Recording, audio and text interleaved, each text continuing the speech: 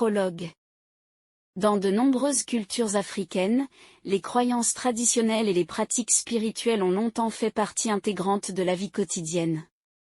Ces récits, qui mettaient en valeur les esprits de la nature, les forces surnaturelles et les rituels sacrés, étaient essentiels pour maintenir l'harmonie entre l'homme et l'environnement. Cependant, avec l'arrivée de la colonisation et des influences européennes, ces traditions ont souvent été diabolisées et considérées comme des superstitions primitives à éradiquer. Les missionnaires et les colons ont imposé de nouvelles croyances, poussant les populations à abandonner leurs coutumes ancestrales. Les esprits bienveillants des forêts, des rivières, et des océans ont été requalifiés en démons à craindre. Les rites sacrés ont été interdits, et les anciens gardiens des traditions ont vu leur savoir tomber dans l'oubli. Malgré tout, les histoires n'ont jamais complètement disparu. Transmises de bouche à oreille, elles ont survécu dans les récits populaires, les contes au coin du feu, et les murmures des anciens. Aujourd'hui, redécouvrir ces légendes, c'est renouer avec un passé occulté et embrasser une partie de notre identité qui a été ignorée trop longtemps. Parmi ces récits figure celui de Mami Wata, l'esprit de l'eau, respectée et crainte le long des côtes africaines. Considérée comme la protectrice des mers et des rivières, elle incarne la dualité de la nature, généreuse pour ceux qui la respectent, mais implacable envers ceux qui osent la défier. Cette histoire nous ramène au Cameroun, dans un petit village côtier, où un jeune pêcheur apprend à ses dépens que les anciennes promesses ne doivent jamais être oubliées. Dans un petit village côtier du Cameroun, entouré de mangroves et bordé par l'océan Atlantique, les habitants vivaient en harmonie avec la nature. La pêche était l'activité principale, et les villageois respectaient les anciens rituels pour honorer les esprits de l'eau, en particulier Mami Wata, la déesse des mers. On disait que Mami Wata offrait ses bénédictions à ceux qui la respectaient, mais elle pouvait aussi être implacable si elle se sentait trahie. Parmi les pêcheurs du village se trouvait Ndombe, un jeune homme fort et courageux, mais également très ambitieux. Orphelin de père, il avait hérité de la pirogue de son père, un bateau simple mais solide qui l'avait aidé à devenir l'un des meilleurs pêcheurs du village. Toutefois, le succès n'était jamais suffisant pour Ndombe, et il aspirait à davantage, une vie prospère où il pourrait fonder une grande famille et être respecté de tous. Chaque année, le village organisait un grand rituel pour Mami Wata, durant lequel les pêcheurs faisaient des offrandes en remerciement des poissons abondants et de la sécurité en mer. Cette année-là, Ndombe, pris par ses ambitions, choisit de ne pas participer au rituel, croyant que les vieilles traditions n'avaient plus autant d'importance. Le jour du sacrifice, alors que les autres offraient du poisson et des objets précieux à la mer, Ndombe préféra partir pêcher seul, espérant ramener une plus grande prise. Au début, sa désobéissance sembla porter ses fruits. Les filets se remplissaient rapidement, bien plus qu'il ne l'avait imaginé. Mais à mesure que le soleil disparaissait à l'horizon, la mer devint étrangement silencieuse.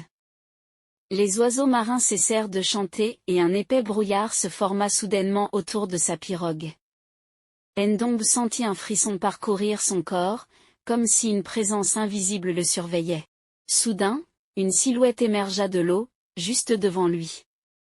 C'était Mami Wata, sa peau luisant sous la lumière argentée de la lune, ses cheveux s'étendant comme des algues flottantes. Son regard était à la fois envoûtant et menaçant. Elle s'adressa à lui d'une voix douce mais glaçante. « Ndombe, tu as ignoré mes rituels. As-tu oublié que c'est moi qui veille sur cette mer ?» Effrayé, Ndombe tenta de se justifier, mais Mami Wata le coupa. « Puisque tu n'as rien voulu m'offrir, tu devras payer le prix de ton arrogance. Demain, tu reviendras ici avec un sacrifice qui me plaira, ou bien tu subiras ma colère. » Le lendemain matin, après une nuit d'insomnie, Ndombe retourna en mer avec une offrande précieuse, le collier de perles de sa défunte mère, un objet auquel il tenait énormément. Il déposa le collier dans la mer en implorant le pardon de Mami Wata. Mais lorsqu'il releva ses filets plus tard dans la journée, ils étaient vides. Chaque jour suivant, il revint avec d'autres offrandes, des poissons rares, de l'or, des tissus fins, mais rien ne semblait apaiser la déesse des eaux. Les pêches devenaient de plus en plus maigres, et Ndombe commença à craindre pour sa survie et celle du village. Un soir, alors qu'il errait seul près de la plage, une vieille femme apparut soudainement sur son chemin. Ses yeux étaient étranges, presque semblables à ceux de Mami Wata, et elle lui dit, « Je sais ce que tu cherches. » Mais ce que Mami Wata veut n'est pas l'or ou les objets précieux. Ce qu'elle veut, c'est un sacrifice de cœur. La vieille femme lui révéla alors qu'autrefois, les ancêtres de Ndombe avaient passé un pacte avec Mami Wata. Pour que le village prospère, un membre de chaque génération devait consacrer sa vie au service de l'esprit de l'eau. Mais avec le temps, la promesse avait été oubliée. Ndombe comprit alors que le véritable prix à payer était plus grand qu'il ne l'avait imaginé. Déterminé à sauver son village, il retourna à la mer et appela Mami Wata. Quand elle apparut, il lui proposa de devenir son serviteur pour le reste de ses jours. Mami Wata accepta, mais pas sans lui imposer une dernière épreuve. « Avant de me suivre, tu devras trouver le passage secret vers mon royaume sous-marin, dit-elle.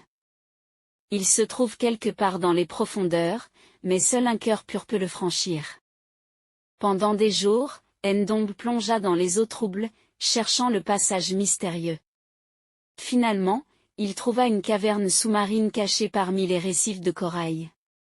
En la traversant, il sentit son souffle se couper et son esprit sombrer dans un état de demi-conscience.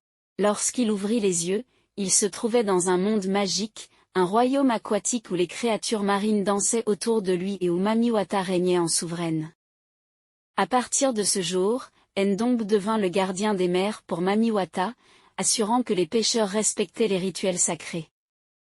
Les pêches du village redevinrent abondantes, mais les habitants racontent encore aujourd'hui que, si vous vous aventurez trop loin dans la mer la nuit, vous pourrez apercevoir l'ombre de Ndombe nageant dans les profondeurs, veillant sur le domaine de Mami Wata. Créer ces vidéos et raconter ces histoires demande énormément de travail, entre l'écriture, le montage et l'animation, pour vous offrir le meilleur contenu possible. Si vous avez aimé cette histoire et souhaitez en découvrir d'autres, n'oubliez pas de vous abonner à la chaîne et d'activer les notifications. Votre soutien fait toute la différence et nous aide à continuer à partager ces récits fascinants avec vous.